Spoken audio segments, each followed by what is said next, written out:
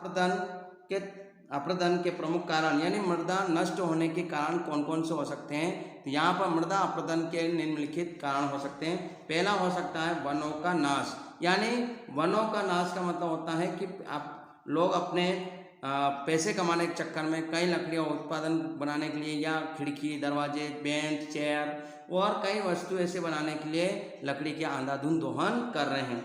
दूसरा अत्यधिक पशुचारण, यानी अत्यधिक पशुचारण का मतलब होता है कि कम जगह पर अधिक पशुओं को चराना, यानी अगर कम जमीन होती है और उसमें अधिक मात्रा में पशु को चराते हैं तो वो घास तो खाएगा, उसके साथ में वो जड़ें भी उखाड़ लेगा, तो इसको बोलते हैं अत्यधिक पशुचारण।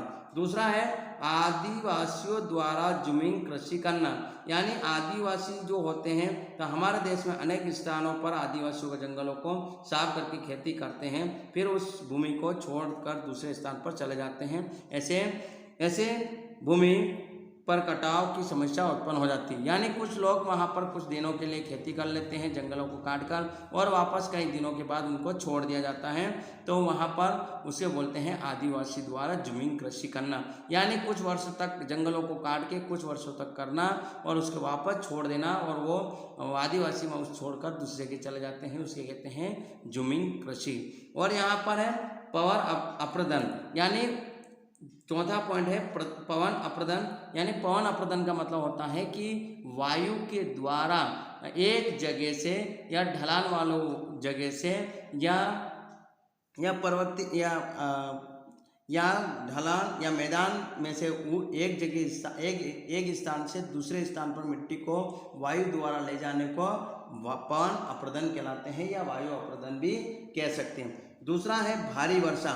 भारी वर्षा के द्वारा यहाँ पर भारी वर्षा यानी जब पानी की बरसात ज़्यादा होता है तब वर्षा के द्वारा मृदा कट के एक स्थान से दूसरे स्थान पर चल जाती हैं, तो उस मिट्टी को भारी वर्षा का नाम दिया जाता है। भारी वर्षा के कारण भी मिट्टी खत्म हो सकती है।